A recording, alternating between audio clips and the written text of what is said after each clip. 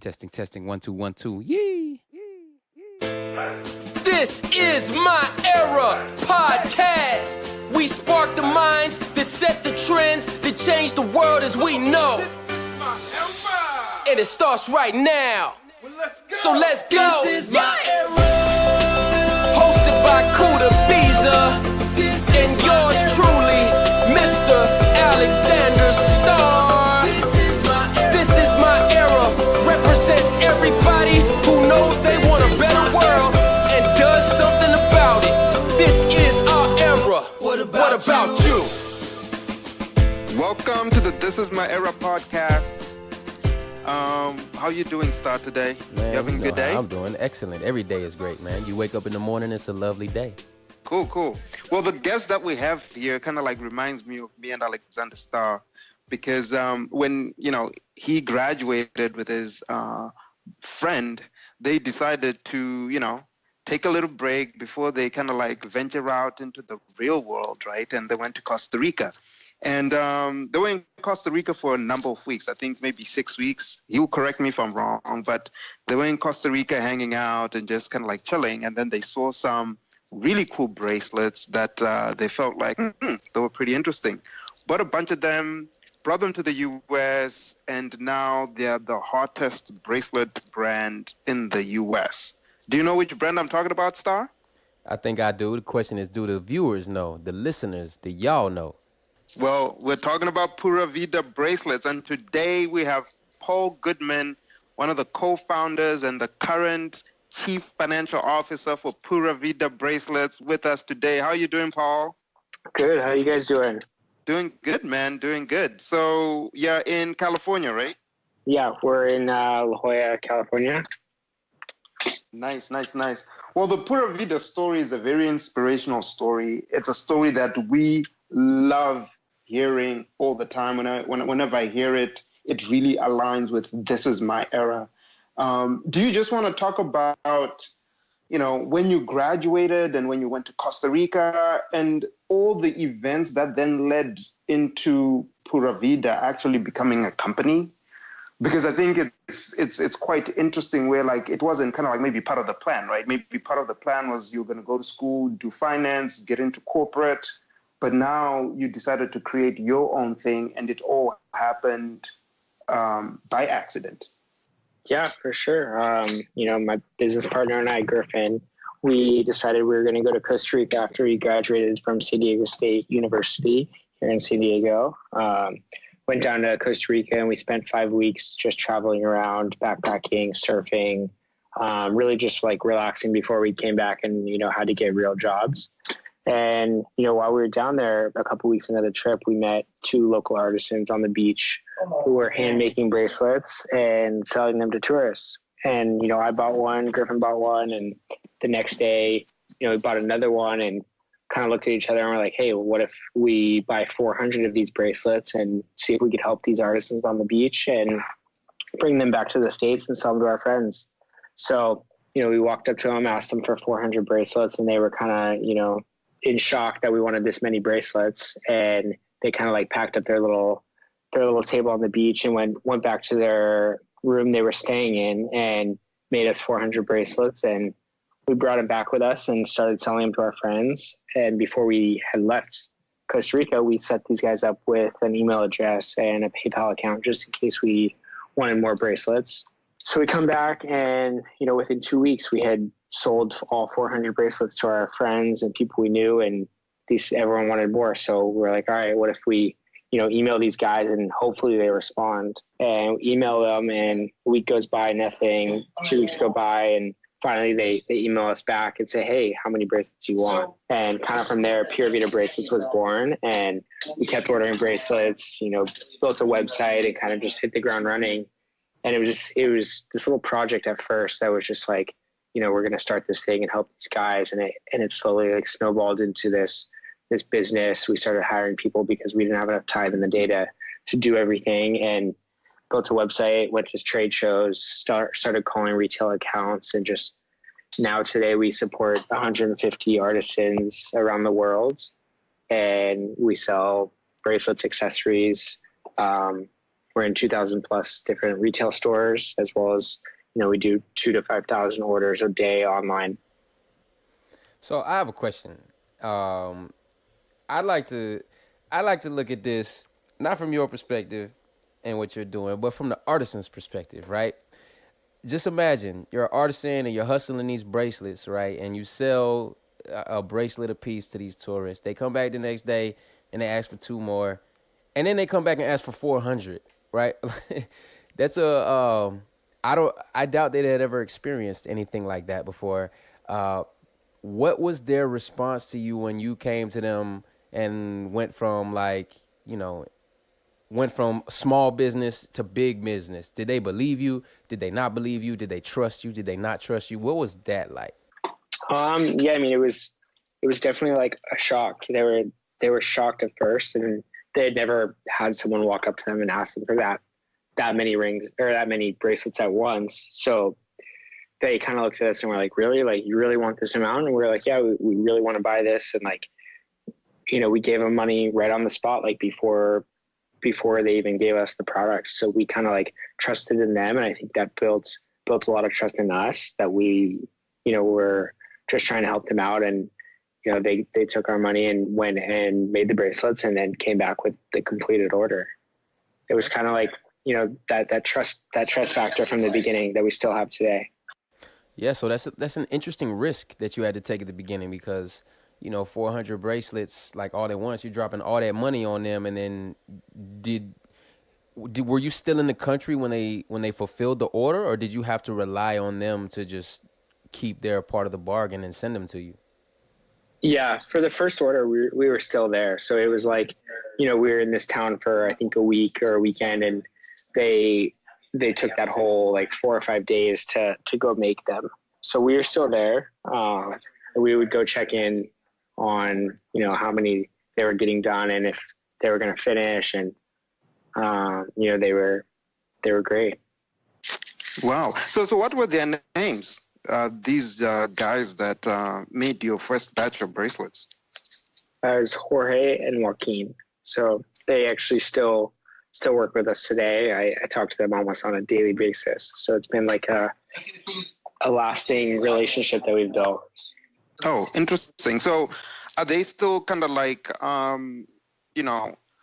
living the way they were living, or now things have changed, they've become more professional, added more structure to their operation, exclusive production to you guys, or how is the relationship with them now?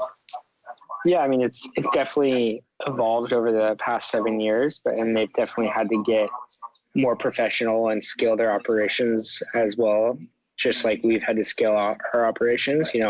When they started, they were basically, homeless, traveling around Costa Rica, just going from beach to beach selling bracelets.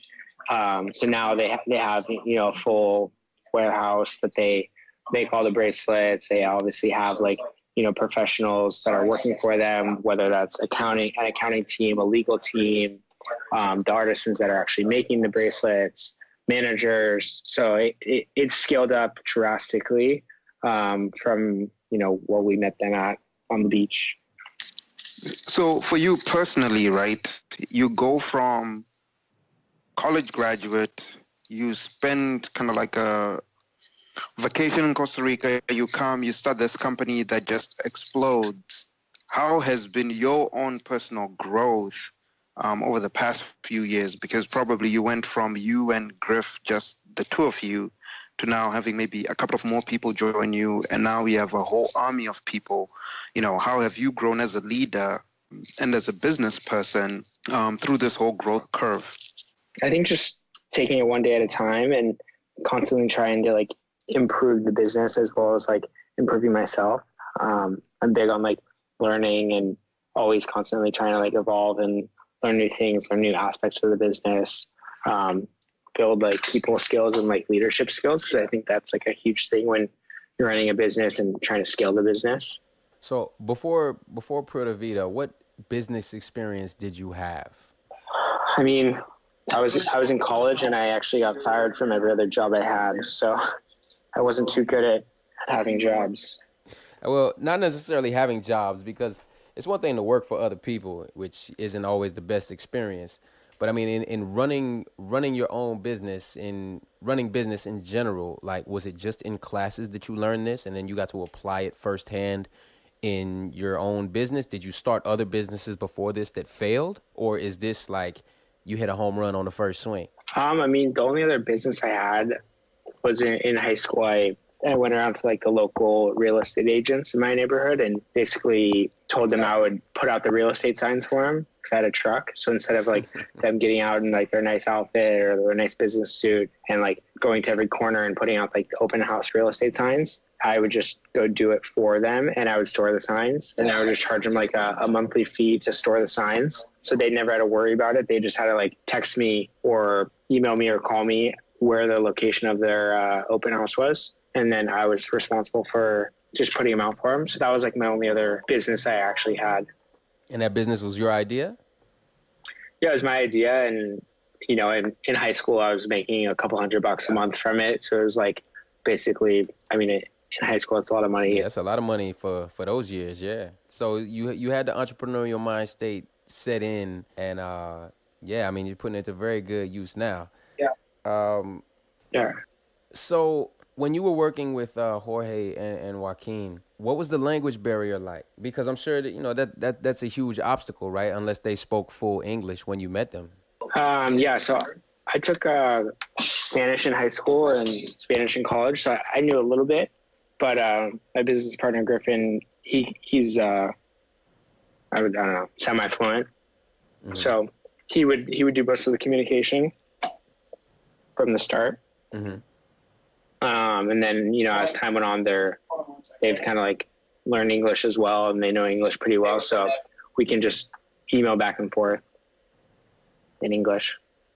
Okay, cool. So basically, for our This Is My Era listeners, it's very important that you have a team that has many different utilities in the Swiss Army knife, so that different aspects of your business can run smoothly. Kuda, are you back? I know we lost you for a second. Yeah, I'm back. Paul, so how much money did you use to start up your business? What was kind of like your seed capital to start the business? So me and Griffin each put in $100 to start the business. Yeah. So you started Pura Vida with $200. Yeah. So when we were on our trip, we each had kind of like our last cash for the trip was like $200 that we had, and that was enough to buy 400 bracelets. So we kind of just looked at each other and like, all right, like whatever, we're gonna have to get jobs when we get back anyway, so let's just try this out. Put in $200 each and just kept reinvesting everything we made back into the business. And what year was this? This was what, 2000 and what? This 2010. So 2010, you put in $200 total to start this business. And now, how big is the business? Do you mind sharing? You know, you don't really need to tell us exactly how it is, but at least to give us a good magnitude of the seed 200. What's the fruit today? Yeah, I mean, we don't normally share like revenue, but I could tell you we have 22 employees. We sell like 300 to 500,000 bracelets a month, so it's pretty substantial. Wow. Did you ever think that it was going to be like this when you invested the $100, your piece, and Griffith invested his? I mean, not really. It was never really about like the money or any of that. It was just like this like project and building something more than like the money that we were going to make from it. It was always just like both Griff and I like to build things and like to like solve problems and like figure stuff out. And this was just like something that like really stimulated our minds and like got us going. And like, it was never about like, hey, we're going to start this and, make $1 million or anything like that. It was just like, let's help these guys on the beach and see if we could sell these bracelets. And the minute we sold out, it was like, it's like a game, it's like, how can we sell more? How can we figure this out? How can we help more people? And it's always been that way. So along this journey, what would you say have been maybe the top 3 business lessons that you've learned in this journey? I'd say like trust. You have to almost not trust anyone until they can like prove themselves to you. Cause like a lot of people will come at you, especially as your business grows, and like, you know, claim they could do this for you, claim they have this technology that can work for you. But it's like, you really have to determine and like where you want to like invest and where you don't want to invest, and who's going to be trustworthy and who's actually going to work hard. So I think that's like a big issue. And then, you know, I think slowing down and taking a second, like thinking through everything. Not everything has to be like done right away as much as you want it to be done. Like if you take a second to step back and like really think it through, it's probably going to help you in the long run. And then just like providing the best possible like product for the customer. You know, the customer is the end goal and they're always right. And if you can make the best possible product for them, they'll respect you and they'll always come back and, you know, want to buy more. So trust, and then the customer. Trust, quality, and like slowing down. Okay, that's pretty cool. Have you made any like mistakes along the way that, you know, have been significant and been also kind of like a point of a lesson? Because like, for instance, when you're talking about slowing down, was there a part where maybe you made a decision quickly and maybe that is what led to you, you know, saying like, you know what, let's take our time in making some of these important decisions. Let's not rush. Anything you can share there that was kind of like a learning point for you? Yeah, I think it was like year 3, 2 or 3, you know, we were growing and we needed to place this order for more of the charms that go on the bracelets. And we were behind a deadline. So we didn't really like take our time in reviewing the sample that the manufacturer sent. And instead of them actually sending us a physical sample, they just sent us a drawing and we just approved it, didn't really look at it. We'd get them and it was 16,000 charms. And at the time that was like our largest order and they were all wrong. And, you know, the manufacturer was like, look, you know, you guys approved it. You guys looked at the sample. You said it was okay. And he had that in writing and he wouldn't budge. And we had to basically throw away 16,000 charms that were not usable. And it was a pretty substantial, you know, cash hit on us. So that's like a perfect example of just like slowing down and like taking your time and, you know, not everything has to be done right away. Wow. So you were nominated for Forbes 30 under 30. Is that correct? Yeah, in 2015. Well, what was the process of that? And, you know, how did you feel when you found out? Yeah, I mean, I felt pretty honored. It's always been like a goal of mine to be featured in like the Forbes 30 under 30. So that was pretty like humbling. And the process actually, someone has to nominate you. So someone nominated us without us even really knowing. And then we get a call from Forbes saying, you know, we've made it to basically the final round and we just had to submit, you know, taxes and all the necessary requirements that they needed from us. Submitted that and then got a call that we made it. I remember I was driving up to LA and one of our friends called us and said like, hey, you guys were just featured in Forbes 30 under 30. Like, did you know? And I didn't know it had come out yet. And it was just like, I got the chills, like thinking about it. It's just crazy, humbling experience. Yeah, that's amazing. And I just saw on Instagram that, you know, Pura Vida had a big billboard. I think it was for Coachella. Mm-hmm. Nice. Yeah. Do festivals a big part of your business in terms of advertising, customer acquisition? I mean, most of our that's like our target demographic is, you know, like the 16 to 24-year-old female girl. So we just thought Coachella was like the perfect avenue to, you know, put a billboard up, have that amount of eyeballs driving past it for the month of April and really like create that brand awareness. Mm-hmm. And yeah, so right now, like as you're acquiring new customers, I know you obviously have retail distribution, but for like, let's say, you know, acquiring customers to your website, what have you seen that has worked for that demographic that you're targeting? Yeah, we get most of our customers for the e-commerce through like, you know, Instagram, Facebook, our social media, email marketing. Those are like the top 3 channels for us.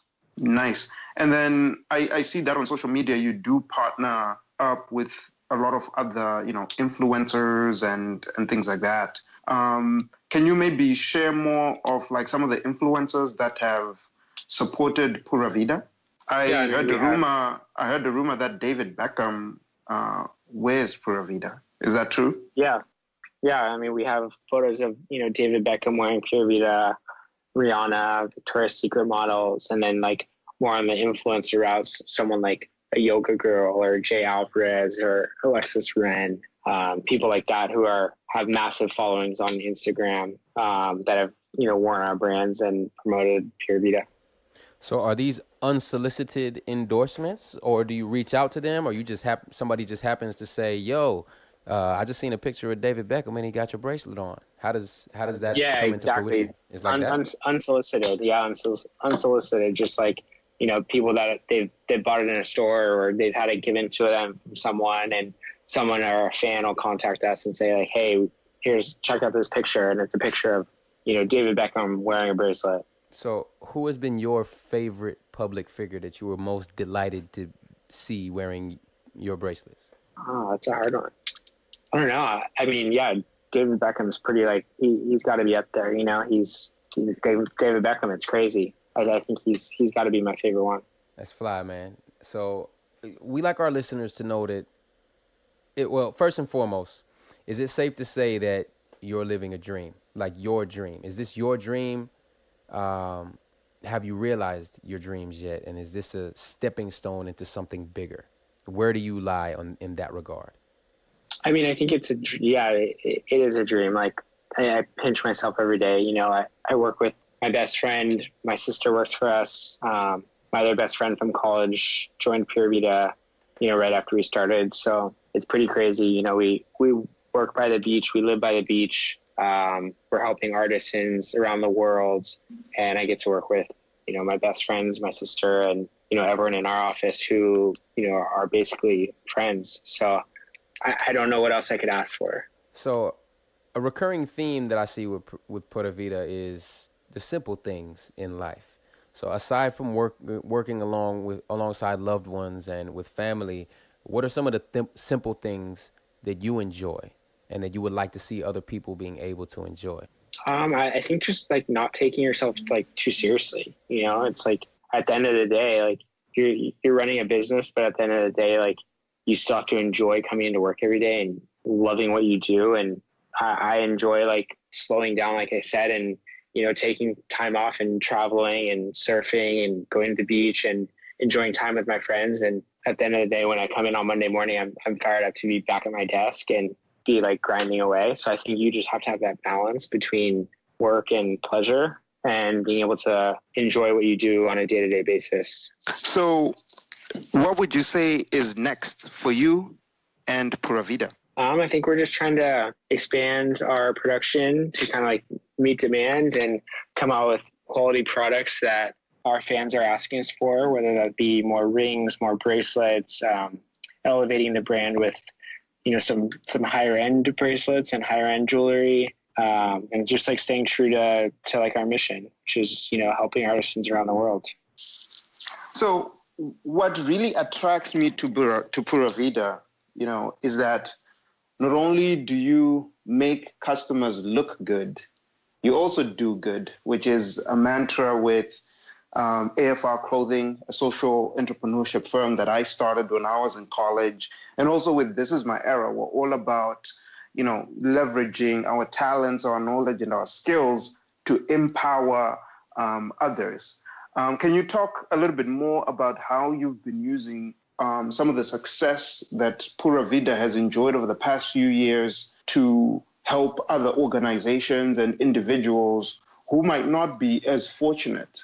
Yeah, as we've grown Pura Vida, we've always had people along the way that have helped us, whether it's like business advice or personal advice. So I've kind of like really taken that to heart. And, anytime someone reaches out to me or needs help with a business they're starting, I usually like to give my 2 cents and provide insights into how they can better their business or how they can, help, grow themselves personally. So I think right now I'm working with a couple of brands on just like consulting them on how to grow their website, build their website, how to set up like their supply chain. So I think just like constantly giving back to people, like people have always like given back to me, just kind of like spreading that knowledge and passing it along. I think it's like huge.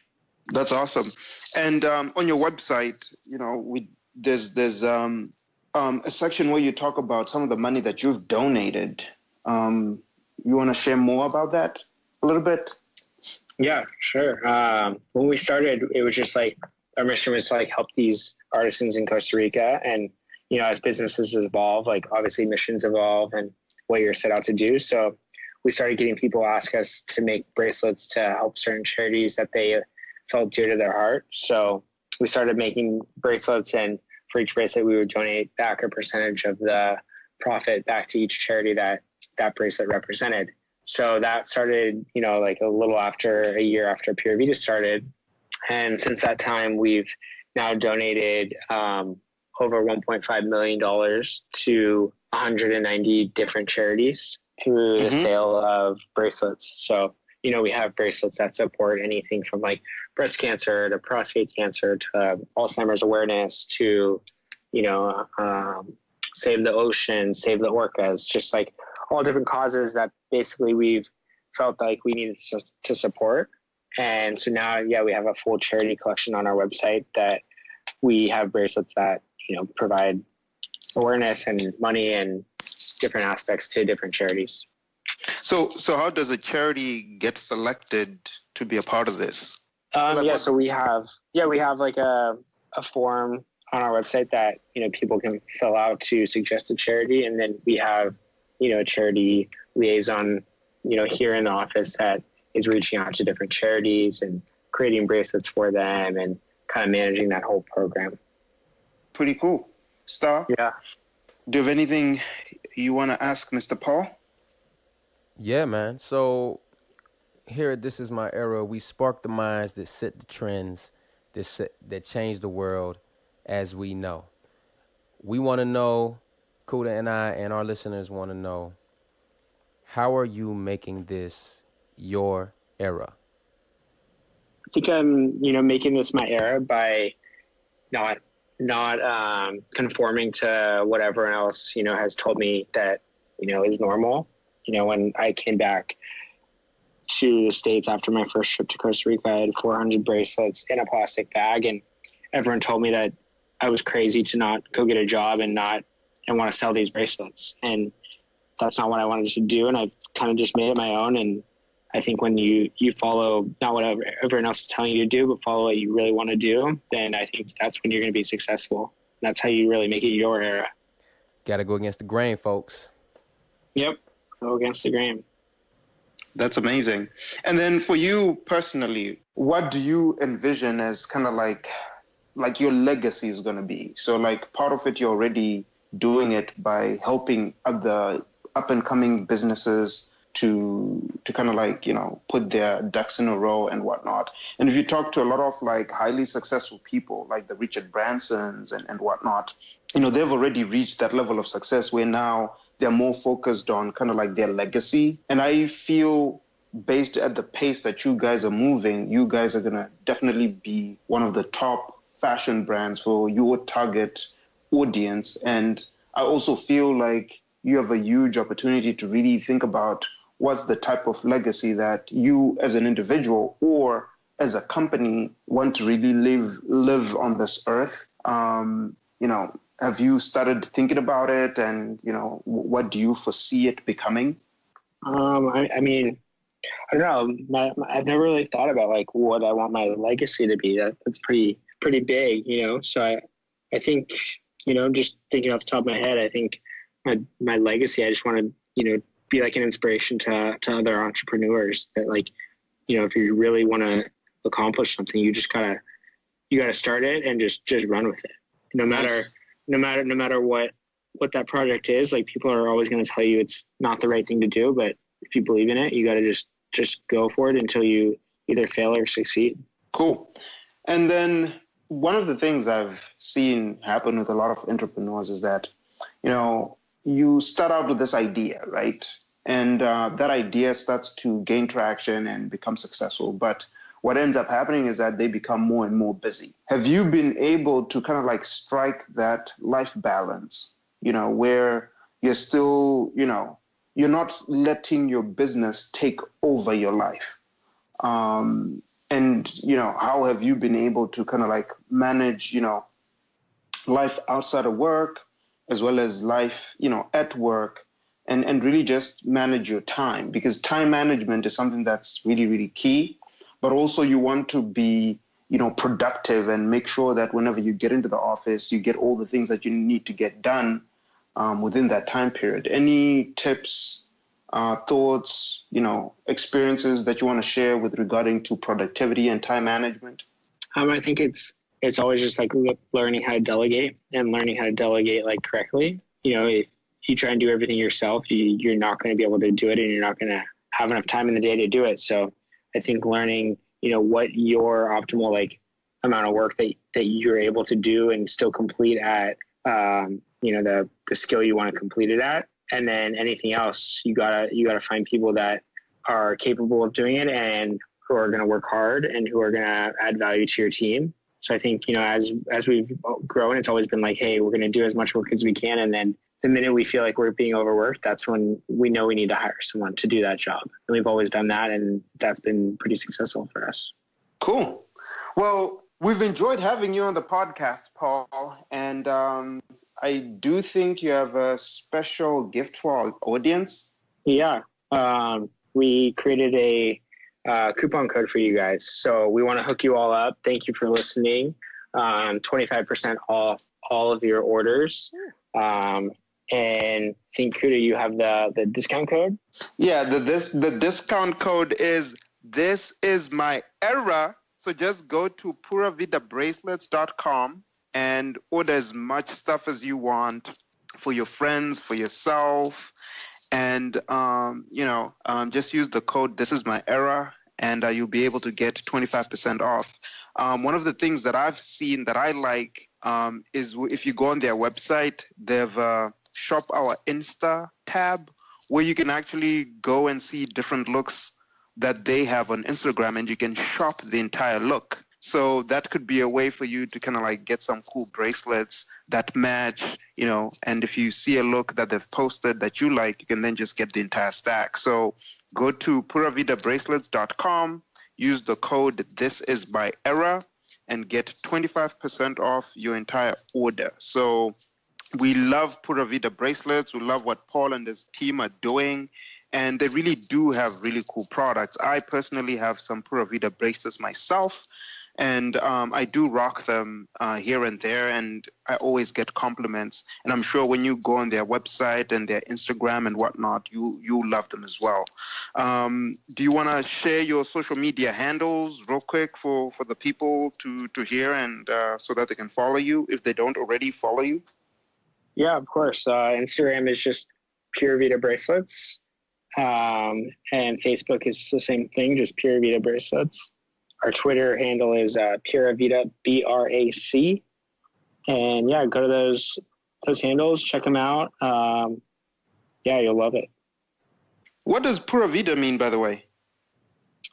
So Pura Vida actually means pure life in Spanish. It's the saying in Costa Rica. So when you to say thank you or say hello, they say Pura Vida, almost like how aloha is said in Hawaii.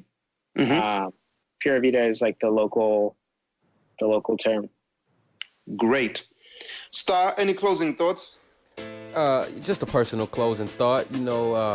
Paul, one of my short-term goals, something I've never done, but actually would like to do, believe it or not, is to go surfing. And I understand you're a pretty fly surfer guy, so the next time I'm in Cali, I might hit you up, man, and you can show me a couple things on the waves. Yeah, you should. Let's hit it. Definitely. Just bring me to the beach where there are no sharks. I'll try. Cool. All right, Paul. Man. Thank you so Thanks, much, guys. man. We really enjoyed you. Enjoyed having you on the podcast, and we really are rooting for you. You're doing some great stuff, and thank you so much for your time, man. All right, thank you. Thank you, bro. Blessings. All right. All right, bye. Well, let's go. This is my era. Oh yeah. This is my era. This is my era. Come on. Come on. This is my era. This is my era. What about you? Everybody runs the race. Some have what it takes, and others don't make it through. What about you? Stand up when they call your name. Stand out when you do your job. Let greatness notice you. If you're just wishing for glory, then what are you asking? Victory ain't sweet if you don't live through the pain. So many great ones before me found glory everlasting. This what I came to do, came to be. Cause see, this is my era. Oh yeah, this is my era. This is my era. Come on, this is my era.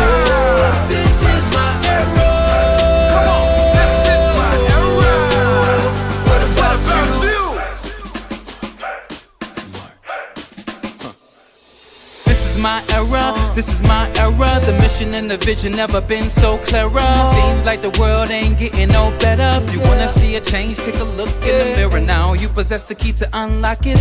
Open up the door, opportunities knocking. You can't deny, on this road that we're walking, there's gonna be some obstacles, but we'll keep on marching. Some will doubt you, even talk about you, but this world wouldn't be the same without you. Golden people on the rise, we know our value. Reaching the impossible, we'll show you how to.